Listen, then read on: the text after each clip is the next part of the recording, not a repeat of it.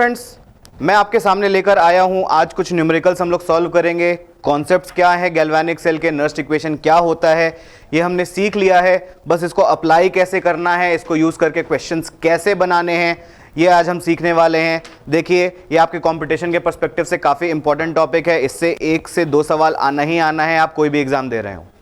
तो यहाँ पर ध्यान से समझेंगे हमें क्वेश्चंस कैसे बनाने हैं, नर्स्ट इक्वेशन को कैसे अप्लाई करना है। तो शुरू करते हैं अपने फर्स्ट क्वेश्चन से।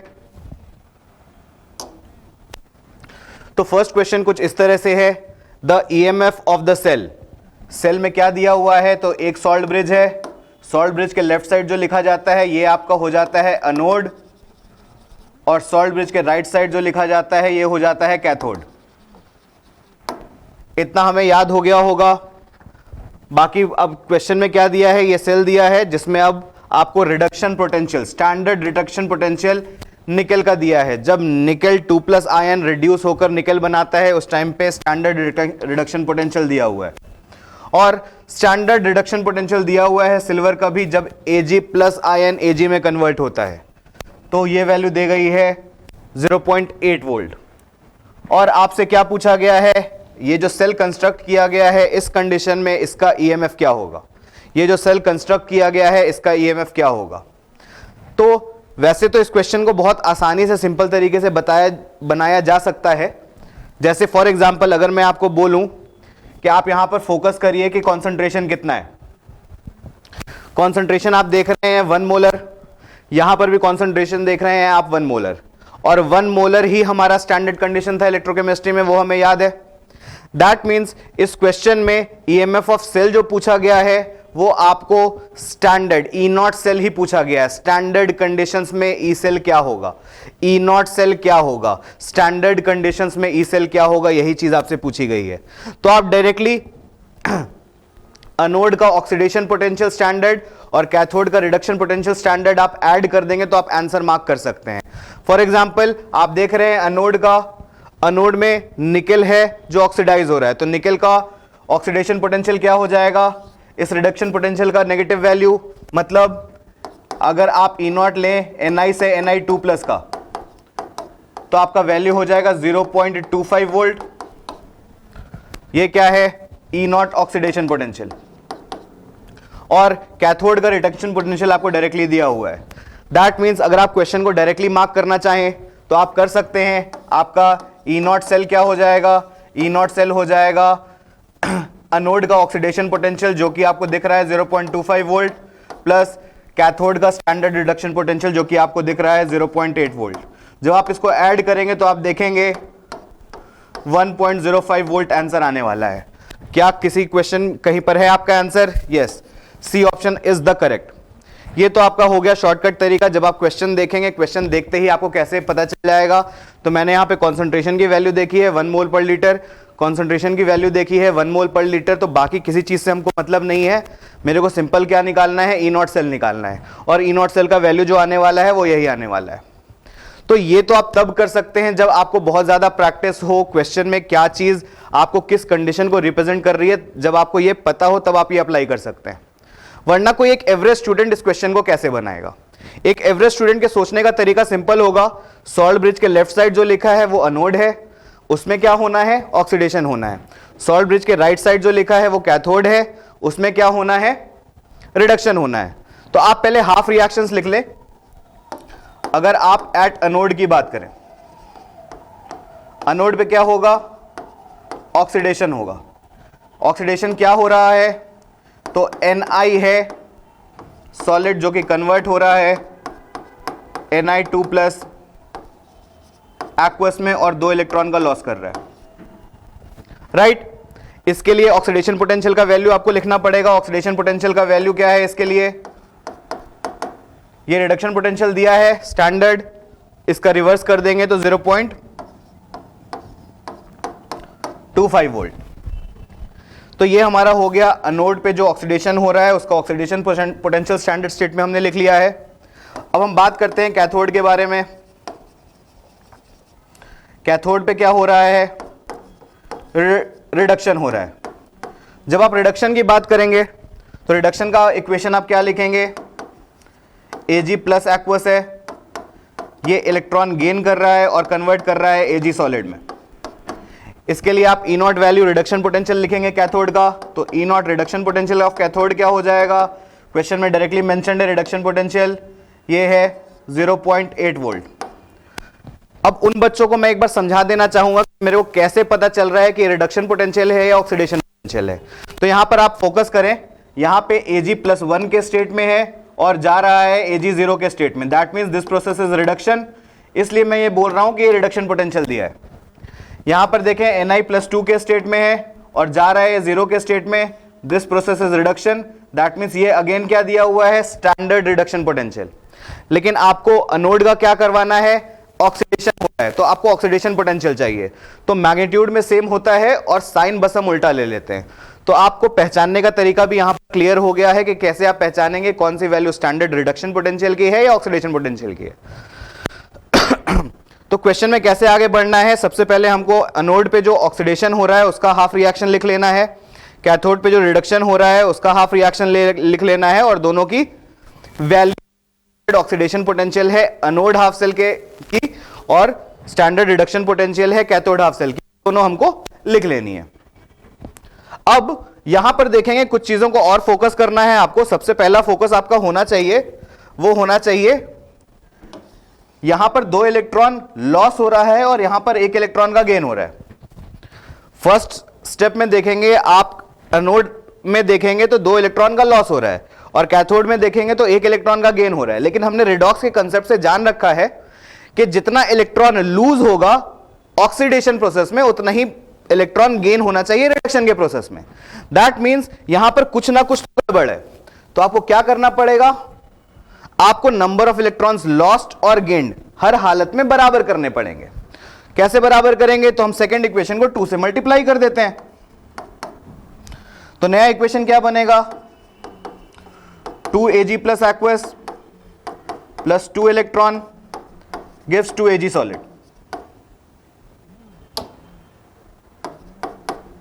राइट। अब इसका रिडक्शन पोटेंशियल क्या होगा, E0 रिडक्शन पोटेंशियल क्या होगा, क्या रिडक्शन पोटेंशियल को भी हम डबल करें, तो नहीं, ऐसा नहीं करना है। आपको पता है स्टैंडर्ड रिडक्शन पोटेंशियल या रिडक्शन पोटेंशियल जो होता है वो इंटेंसिव प्रॉपर्टी होता है, वो अमाउंट पे डिपेंड नहीं करता है, स्टोइकियोमेट्री पे डिपेंड नहीं करता है, that is a property of metal, correct. तो ये चीज की वैल्यू चेंज नहीं करने वाली है, तो ये आपकी वैल्यू 0.8 वोल्ट ही रहने वाली है, राइट। अब यहां पर हम क्या करेंगे, जो दोनों हाफ रिएक्शंस आए हैं उन दोनों को हम ऐड करेंगे। तो यहां पर आप देखेंगे 2 इलेक्ट्रॉन्स गेन्ड और 2 इलेक्ट्रॉन्स लॉस्ट कैंसिल हो जाएंगे और आपका इक्वेशन क्या बन जाएगा, Ni solid plus 2Ag plus aqueous gives 2Ag solid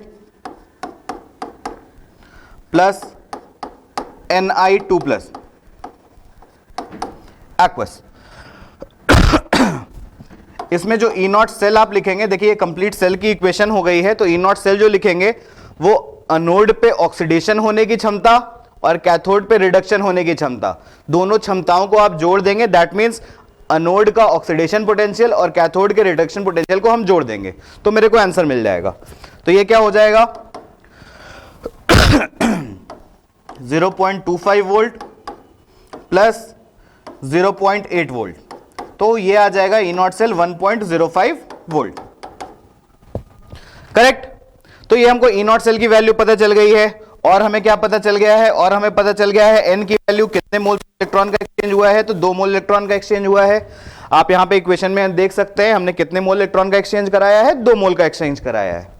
उसके अलावा आप जैसे ही कंप्लीट सेल रिएक्शन लिख रहे हैं वैसे ही आपको रिएक्शन कोशेंट Q का भी आइडिया लग जा रहा है। रिएक्शन कोशेंट Q हो जाएगा concentration of Ni2 plus divided by concentration of Ag plus का होल स्क्वायर, राइट। लेकिन जब क्वेश्चन में आप डिटेल में देखेंगे तो यहां पे देखिए कॉन्सेंट्रेशन क्या दे रखा है Ag प्लस का 1 मोल पर लीटर, कॉन्सेंट्रेशन क्या दे रखा है Ni2 प्लस का 1 मोल पर लीटर, दैट मींस न्यूमरेटर वाली वैल्यू भी 1 है, डिनोमिनेटर वैल्यू भी 1 है। तो जब न्यूमरेटर भी 1 है, डिनोमिनेटर भी 1 है, तो फाइनली आप जब देखेंगे तो Q की वैल्यू आ जाएगी आपको 1, राइट। तो अब मेरे को जो भी चीजें नस्ट इक्वेशन में यूज करनी है वो सारी वैल्यूज मेरे सामने आ चुकी है। ई नॉट सेल भी आ चुका है, number of moles of electrons भी आ चुके हैं और क्यू का वैल्यू भी आ चुका है। अब इसको हम सॉल्व करते हैं एक बार नस्ट इक्वेशन लगा के।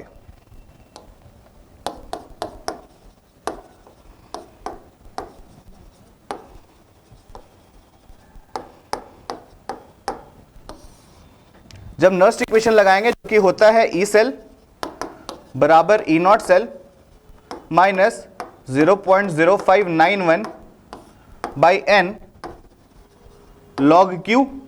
क्यू की वैल्यू हमको पता है 1 है, एन की वैल्यू हमको पता है 2 है और ई नॉट सेल की वैल्यू हमें पता है 1.05 वोल्ट है। तो ये सारी वैल्यूज हमें पता है। अब ये देखिए log 1 क्या होता है, तो log 1 हमें पता है हमेशा वैल्यू होता है 0। दैट मीन्स इस पूरे एक्सप्रेशन की अगर वैल्यू देखी जाए log 1 की वैल्यू 0 हो गई और एनीथिंग मल्टीप्लाइड बाई 0 इज 0, तो ये पूरा टर्म क्या हो जाएगा 0। That means E cell will be equal to E not cell, E cell will be equal to E not cell और इसकी वैल्यू हम पहले ही निकाल चुके हैं 1.05 वोल्ट। तो आप कोरिलेट करिए, मैंने शुरुआत कहां से किया था, मैंने आपको शुरुआत में ही बता दिया था क्योंकि ये स्टैंडर्ड कंडीशन है, कॉन्सेंट्रेशन 1 मोल पर लीटर दे रखा है। दैट मीन्स आपसे जो वैल्यू पूछी गई है वो ई नॉट सेल की ही पूछी गई है। ये मेरे को क्वेश्चन पढ़ते ही समझ में आ गया। विथ प्रैक्टिस विथ एक्सपीरियंस आपको भी ये समझ में आ जाएगी कि क्वेश्चन को शॉर्टकट से कैसे बनाया जा सकता है। वैसे कोई भी एक एवरेज स्टूडेंट है, अगर उसे क्वेश्चन में अप्रोच करना है तो दिस इज द मेथड। आप सबसे पहले एनोड के रिएक्शंस लिखेंगे जिसमें ऑक्सीडेशन हो रहा है, उसके लिए आप डिफाइन कर लेंगे ऑक्सीडेशन पोटेंशियल स्टैंडर्ड क्या है। फिर कैथोड पे चेक करेंगे कैथोड पे क्या हो रहा है, तो कैथोड पे रिडक्शन हो रहा है, आप स्टैंडर्ड रिडक्शन पोटेंशियल लिख लेंगे कैथोड के लिए और उसी तरह से फिर आगे बढ़कर हमें नस्ट इक्वेशन अप्लाई कर देना है। जिन्होंने 1 से 2 बार सवाल बना रखा है उनको आइडिया है कि ये जो वैल्यू दे रखे हैं आपको 1 मोल पर लीटर 1 मोल पर लीटर वो स्टैंडर्ड स्टेट के हैं। जब स्टैंडर्ड स्टेट के हैं दैट मींस आपसे ई नॉट सेल पूछा गया है और ई नॉट सेल पूछा गया है तो आप डायरेक्टली एनोड का स्टैंडर्ड ऑक्सीडेशन पोटेंशियल और कैथोड का स्टैंडर्ड रिडक्शन पोटेंशियल को आप ऐड कर देंगे तो you will get your answer. I believe ये एक क्वेश्चन आपको कंसेप्चुअल काफी स्ट्रांग बना चुका होगा। हम अगले सवाल पे आते हैं।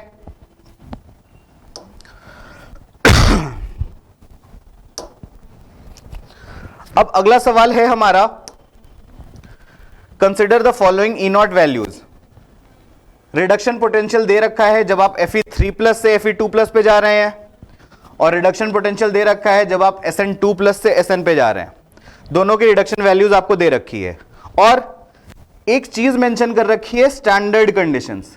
स्टैंडर्ड कंडीशंस का मतलब फिर से आपसे पूछा जाए तो ई सेल निकालने बोल रहा है तो आप क्या निकालेंगे, ई नॉट सेल निकालेंगे और वही आपका आंसर हो जाएगा।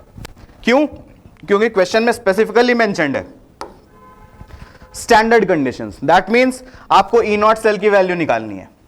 दैट मींस आपको एनोड का स्टैंडर्ड ऑक्सीडेशन पोटेंशियल और कैथोड का स्टैंडर्ड रिडक्शन पोटेंशियल जो भी वैल्यूज आती हैं इन दोनों को ऐड कर देंगे और वही मेरा आंसर हो जाएगा। तो सबसे बड़ा मुद्दा यह है कि एनोड पे होगा क्या रिएक्शन, कैथोड पे होगा क्या रिएक्शन। उसके लिए मेरे को एक इक्वेशन दे रखा है। अब इक्वेशन आप ध्यान से देखेंगे तो Sn है, ये 0 ऑक्सीडेशन स्टेट में है, यहां पे Sn है +2 ऑक्सीडेशन स्टेट में है। तो आप ये बोल सकते हैं Sn का क्या हो रहा है, ऑक्सीडेशन हो रहा है। Sn का क्या हो रहा है, ऑक्सीडेशन हो रहा है। That means Sn is converting to Sn2+ and this process is oxidation. और ऑक्सीडेशन कहां होता है, एनोड पे होता है। दूसरा पार्ट देखेंगे Fe+3 आयन है, यहां पे Fe+2 आयन है। दैट मींस Fe का हो रहा है reduction, Fe3+ is getting reduced to Fe2+, this process is reduction. That means ये प्रोसेस कहां पर होना है, कैथोड पे होना है। जब एक बार मेरे को आइडिया लग गया कि एनोड पे क्या प्रोसेस हो रहा है, कैथोड पे क्या प्रोसेस हो रहा है, तो हम सीधे सीधे Sn का ऑक्सीडेशन पोटेंशियल स्टैंडर्ड और Fe का रिडक्शन पोटेंशियल स्टैंडर्ड दोनों को ऐड कर सकते हैं। अब यहां पर वैल्यूज देखेंगे। रिडक्शन पोटेंशियल आपको जो आयरन का दे रखा है 0.77 है, दैट मीन्स 0.77 में आपको जोड़ देना है। यहां पे Sn2 प्लस से Sn का मतलब Sn का रिडक्शन पोटेंशियल दे रखा है, लेकिन आपको चाहिए क्या? Sn का क्या हो रहा है? ऑक्सीडेशन हो रहा है। दैट मीन्स आपको स्टैंडर्ड ऑक्सीडेशन पोटेंशियल चाहिए, और ऑक्सीडेशन पोटेंशियल की जब आप बात करेंगे तो आप सेम वैल्यू लेंगे लेकिन साइन को उल्टा कर देंगे, सेम वैल्यू लेंगे साइन को उल्टा कर देंगे, तो आपका जो वैल्यू आ जाएगा वो आ जाएगा 0.14 वोल्ट। अब आप दोनों को ऐड कर देंगे तो आपको आंसर मिल जाएगा। अब जब आप दोनों को ऐड कर देंगे तो आपको आंसर मिल जाएगा, तो 7 4 11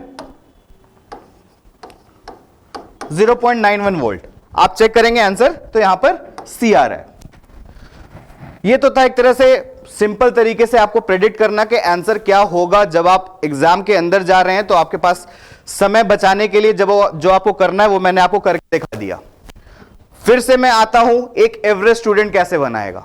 तो एक एवरेज स्टूडेंट को बनाने का तरीका है, आपको मैंने आइडेंटिफाई करके दिखा दिया है कि Sn का क्या हो रहा है? ऑक्सीडेशन हो रहा है। तो अनोड पे आप क्या कराएंगे? ऑक्सीडेशन कराएंगे, करा लेते हैं। That means Sn solid is converting to Sn2 plus aqueous, और इस प्रोसेस में क्या हो रहा है? 2 इलेक्ट्रॉन का लॉस हो रहा है। करेक्ट। यहां पे ऑक्सीडेशन पोटेंशियल मेरे को पुट करना है, तो E नॉट ऑक्सीडेशन पोटेंशियल क्या हो जाएगा मेरा?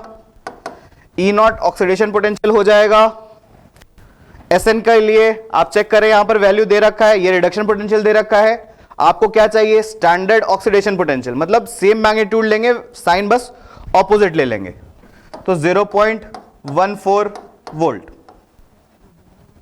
करेक्ट। अब कैथोड के बारे में बात करेंगे। तो कैथोड पे क्या हो रहा है? Fe3 प्लस आयन है जो कि 1 मोल इलेक्ट्रॉन गेन कर रहे हैं, और Fe2 प्लस आयन में कन्वर्ट हो रहा है एक्वस।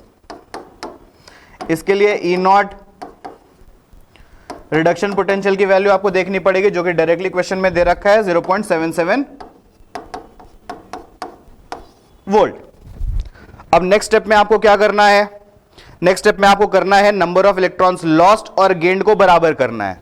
तो उसके लिए हम क्या करेंगे? सेकेंड इक्वेशन को 2 से मल्टीप्लाई कर देते हैं, तो 2Fe3 plus aqueous plus 2 electron gives 2Fe2 plus aqueous. और आपको पता है इसके लिए E नॉट रिडक्शन पोटेंशियल की वैल्यू चेंज नहीं करने वाली है, क्योंकि ये इंटेंसिव प्रॉपर्टी है, और आपका वैल्यू यही रह जाएगा। अब हम क्या करेंगे? इन दोनों इक्वेशंस को ऐड करेंगे और ऑब्टेन करेंगे कंप्लीट सेल में क्या रिएक्शन चल रहा है। तो सबसे पहले 2 इलेक्ट्रॉन लॉस्ट और गेन्ड बराबर हो जाएगा, और आपको पता है number of moles of electrons exchange कितना हो गया? 2। तो कंप्लीट सेल इक्वेशन क्या होगा? Sn solid plus 2Fe3 plus aqueous gives Sn2 plus aqueous plus 2Fe2 plus aqueous। और इसके लिए E नॉट सेल की वैल्यू जो आप लिखेंगे वो लिखेंगे अनोड का ऑक्सीडेशन पोटेंशियल, अनोड पे ऑक्सीडाइज करने की क्षमता, और कैथोड का रिडक्शन पोटेंशियल स्टैंडर्ड, मतलब कैथोड पे रिड्यूस होने की क्षमता। ये दोनों को आप ऐड कर देंगे तो फाइनली वैल्यू आ जाएगी 0.91। फिर बात आती है Q की। तो Q आप डिफाइन करेंगे रिएक्शन कोशेंट, वो हो जाएगा आपका प्रोडक्ट में है Fe2 प्लस, इसका कोएफिशिएंट है 2, तो आप पावर में 2 ले लेंगे। फिर प्रोडक्ट में Sn2 प्लस है, इसका कोएफिशिएंट है 1, तो आप पावर में 1 ले लेंगे, divided by concentration of Fe3 plus, इसका कोएफिशिएंट है 2, तो आप पावर में 2 ले लेंगे। लेकिन फाइनली जब आप देखेंगे तो क्वेश्चन में बोल रखा है आपको स्टैंडर्ड कंडीशंस मानने हैं, और स्टैंडर्ड कंडीशंस में हम लोग कॉन्सेंट्रेशन लेते हैं 1 मोल पर लीटर। तो यहां पे सारी वैल्यूज आप 1 मोल पर लीटर ले लेंगे, तो इसकी वैल्यू आ जाएगी 1। करेक्ट। तो आई बिलीव यहां पे जितनी भी चीजें चाहिए मेरे को नर्स्ट इक्वेशन में अप्लाई करने के लिए, ये सारी चीजें मेरे पास ऑलरेडी अवेलेबल है। जितनी चीजें मेरे को नर्स्ट इक्वेशन में अप्लाई करने के लिए चाहिए वो सारी चीजें मेरे पास अवेलेबल है। तो एक बार हम सॉल्व करके देखते हैं। ई सेल बराबर E not cell minus 0.0591 by N log q, correct. q की वैल्यू है 1 तो log q की वैल्यू हो जाएगी 0, n की वैल्यू है 2, लेकिन ओवरऑल देखा जाए तो इस पूरे टर्म की वैल्यू क्या हो जाएगी, 0 हो जाएगी, क्योंकि log q की वैल्यू क्या है, 0 है। That means E cell will be equal to E not cell, और E नॉट सेल हमने कैलकुलेट कर लिया है 0.91 वोल्ट, तो E नॉट सेल की वैल्यू है 0.91 वोल्ट, और यही आपका आंसर है। देखिए विथ प्रैक्टिस आप चीजें सीख ही जाएंगे, विथ प्रैक्टिस आप चीजों पे कॉन्कर कर ही लेंगे, ये कोई भारी चीज नहीं है। और जैसे जैसे आप प्रैक्टिस करते जाएंगे, जैसे जैसे आप चीजें सीखते जाएंगे, वैसे ही आपका समय कितना इन्वेस्ट हो रहा है क्वेश्चन में वो चीज घटती जाएगी। जैसे सेम क्वेश्चन को करने के मैंने दो तरीके आपको बताए, एक वैसा बच्चा जो काफी एक्सपीरियंस है, जिसने क्वेश्चंस को काफी बना रखा है, उसका अप्रोच कुछ इस टाइप से होगा, वो हार्डली विद इन सेकेंड्स इस क्वेश्चन को बना सकता है। और अगर आप एक एवरेज बच्चे हैं तो आपको सीखने के लिए क्या करना है, स्टेप बाय स्टेप अप्रोच लेना है, स्टेप बाय स्टेप अप्रोच लेना है। जैसे जैसे आप स्टेप्स करते जाएंगे वैसे वैसे चीजें आपके लिए आसान होती जाएंगी, और एक टाइम आएगा 5 सवाल से 10 सवाल लगाने के बाद आपका भी कॉन्फिडेंस ऐसा हो जाएगा कि आप इस शॉर्टकट को अप्लाई कर पाएंगे। तो एक बार अगर आप बिगनर हैं, अगर आप पहली बार ये चीज सीख रहे हैं, तो आप क्या करें, एक बार फंडामेंटली जैसे मैं आपको बता रहा हूं वैसे आप क्वेश्चन को अप्रोच करने का तरीका सीखिए। बाकी शॉर्टकट क्या है ये आप आसानी से ला सकते हैं। तो ये था हमारा सेकंड क्वेश्चन। अब आते हैं हम अपने थर्ड क्वेश्चन की तरफ। अगेन इंटरेस्टिंग क्वेश्चन क्या है, गिवन स्टैंडर्ड इलेक्ट्रोड पोटेंशियल्स, आपको स्टैंडर्ड इलेक्ट्रोड पोटेंशियल्स दे रखे हैं। यहां पे रिडक्शन पोटेंशियल दे रखा है Fe3+ जब कन्वर्ट करता है Fe में, यहां पे स्टैंडर्ड रिडक्शन पोटेंशियल दे रखा है Fe2+ जब कन्वर्ट करता है Fe में, और आपसे पूछ रखा है स्टैंडर्ड रिडक्शन पोटेंशियल बताइए जब Fe3+ कन्वर्ट कर रहा है Fe2+ में, राइट। अब इसकी भी बात करें तो दो तरीके से मैं आपको इस क्वेश्चन को अप्रोच करने का तरीका बताऊंगा। एक जिसको काफी प्रैक्टिस है वो कैसे करेगा, और इसका फंडामेंटल विथ अप्रोच तरीका क्या है। तो इसका सिंपल तरीका क्या है, आप इस जो भी इक्वेशन है, जो भी एक्सप्रेशन में चेंज हो रहा है, आपको एक पर्टिकुलर सीक्वेंस में लिख लेना है। For example Fe3+ is converting to Fe2+ and Fe2+ is converting to Fe, correct. यहां पर कितने इलेक्ट्रॉन का एक्सचेंज हो रहा है, एक इलेक्ट्रॉन का एक्सचेंज हो रहा है। 3+ से 2+, एक चार्ज घटा है मतलब एक इलेक्ट्रॉन गेन किया होगा, और Fe2+ से Fe में 2 इलेक्ट्रॉन गेन किया होगा, क्योंकि 2 चार्ज का चेंज हो रहा है, ऑक्सीडेशन नंबर 2 से घट रहा है। तो टोटल कितना एक्सचेंज है हर स्टेप में, ये मेरे को आइडिया लग गया। मेरे से पूछा क्या गया है, रिडक्शन पोटेंशियल Fe3+ से Fe2+ का, मतलब ये वैल्यू मेरे को नहीं पता है तो ये मैं x मान लेता हूं, और Fe2+ से Fe की वैल्यू दे रखी है, Fe2+ से Fe की वैल्यू है -0.44 वोल्ट, करेक्ट। और दूसरा इंफॉर्मेशन दे रखा है आपको Fe3+ से डायरेक्टली Fe में जाने का, जिसमें आपको पता है 3 इलेक्ट्रॉन का एक्सचेंज होना है, क्योंकि 3+ से आप डायरेक्टली कहां जा रहे हैं, 0 में जा रहे हैं, तो 3 इलेक्ट्रॉन गेन कर रहा होगा। इसके लिए वैल्यू डायरेक्टली दे रखी है 0.036 volt with a minus sign. अब आप क्या करेंगे, एक तरह से वेटेड एवरेज लेंगे, तो आपको यह वैल्यू आनी चाहिए।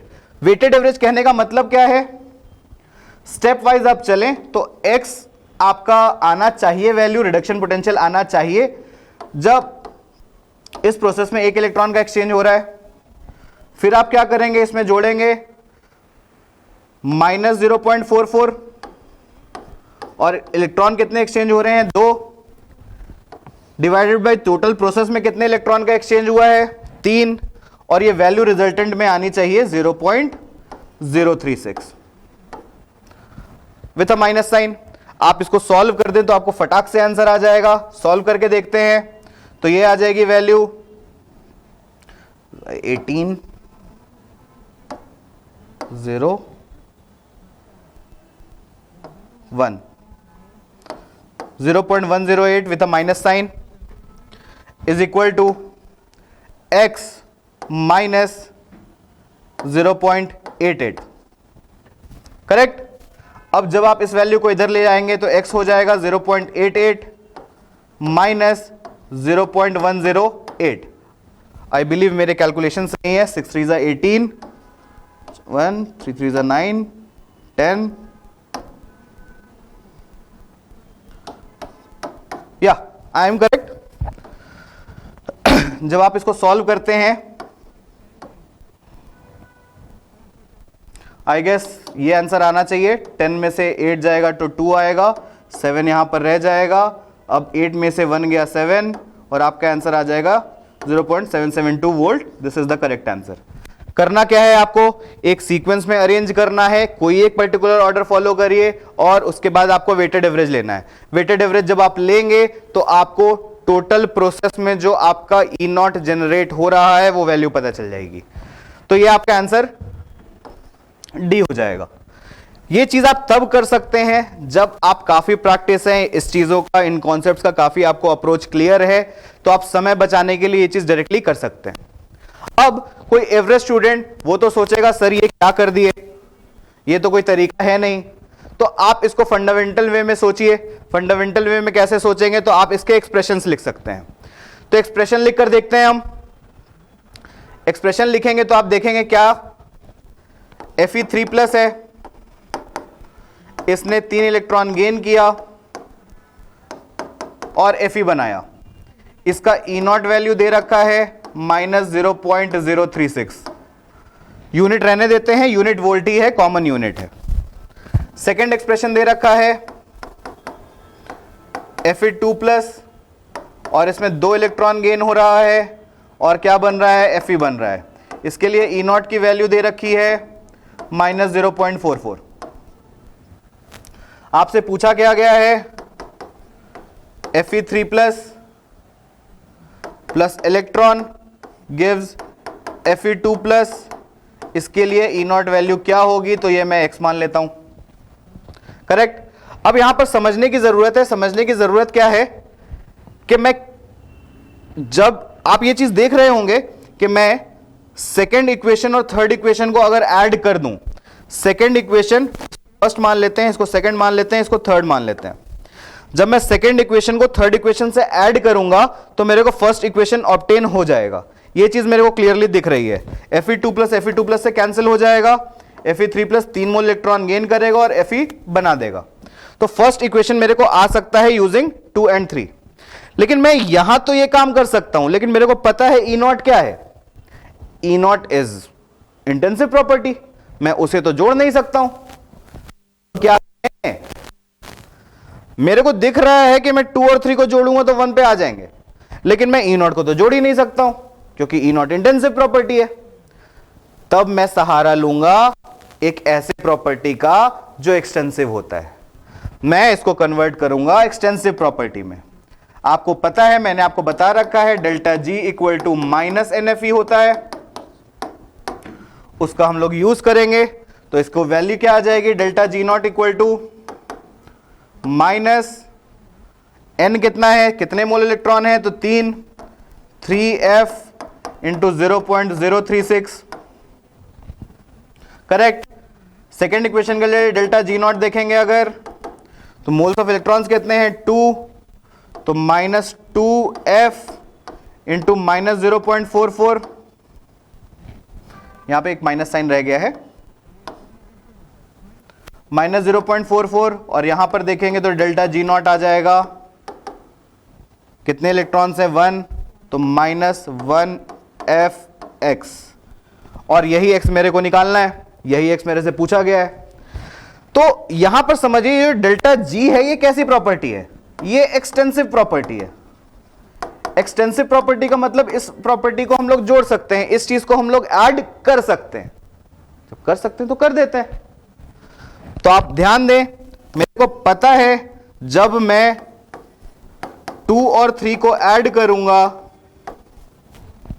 जब मैं 2 और 3 को ऐड करूंगा तो 1 तक पहुंचेंगे, और ये एक्सटेंसिव प्रॉपर्टी है। That means delta G0 for 3 plus delta G0 for 2 will be equal to delta G0 for 1। ये चीज का मेरे को आइडिया लग रहा है। अब मैं बस वैल्यूज पुट करता जाऊंगा और मेरे को आंसर आता जाएगा। करके देखते हैं। तो पहले डेल्टा जी नॉट 3 लिख लेते हैं, which is minus F X. Delta G not 2 लिख लेते हैं, minus 2f minus 0.44 is equal to delta G not 1 लिख लेते हैं। आई बिलीव यहां पर हम लोग कैंसिल कर सकते हैं, सिंपल कैलकुलेशन से वो यहां पर हम लोग खत्म कर लेते हैं।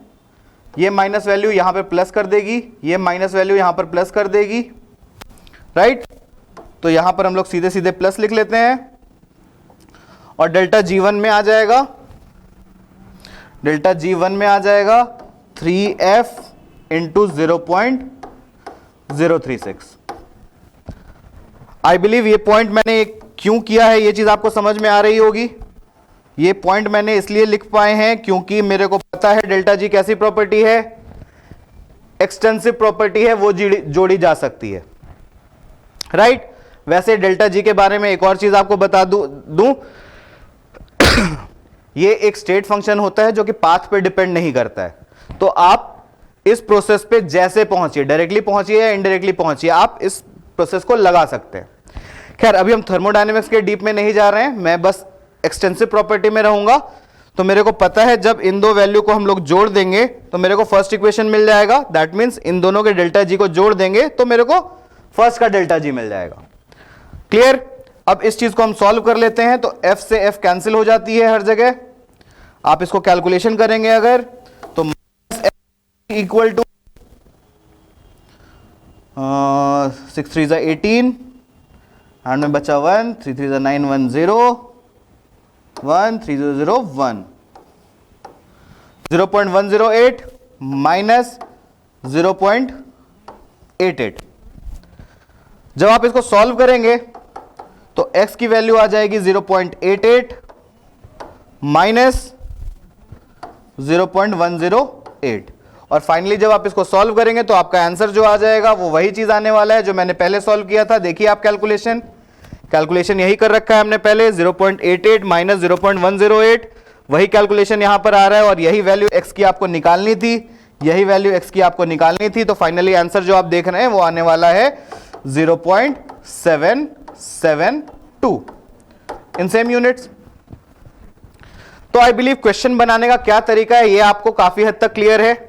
जिसको काफी प्रैक्टिस है वो वेटेड एवरेज का तरीका ले सकते हैं, जिनको प्रैक्टिस नहीं है वो अभी शुरुआत कर रहे हैं वो कंसेप्चुअली जाएं, हर चीज के कंसेप्ट्स को समझे। मैं यहां पर मैंने क्या किया है, सेकंड और इक्वेशन और थर्ड इक्वेशन को ऐड किया है ताकि मैं फर्स्ट इक्वेशन पे पहुंच जाऊं। लेकिन मैं ई नॉट को ऐड नहीं कर सकता हूं क्योंकि ई नॉट इंटेंसिव प्रॉपर्टी है। तो मैंने सहारा लिया है डेल्टा जी का। डेल्टा जी एक्सटेंसिव प्रॉपर्टी है, वो तो जोड़ी जा सकती है। और इस तरह से मैंने delta G not second equation का और delta G not third equation का जब ऐड किया है तो मेरे को मिल गया है delta G not first equation का। और सिंपल एक्सप्रेशन को मैंने सॉल्व किया है तो मेरे को फाइनली आंसर आ गया है 0.772, जो कि मैंने आपको पहले ही बता दिया था यही आंसर होने वाला है। तो आई बिलीव ये कॉन्सेप्ट आपको काफी हद तक क्लियर है और ये आपके नीट और मेंस के पर्सपेक्टिव से काफी ज्यादा इंपॉर्टेंट टॉपिक है। ऐसी चीजें क्वेश्चंस बहुत फ्रीक्वेंटली पूछे जाते हैं, ये चीजें आपको आनी चाहिए। तो आई गेस काफी हद तक आपको ये चीज क्लियर होगी इस टाइप के क्वेश्चन को कैसे प्रोसीड करना है।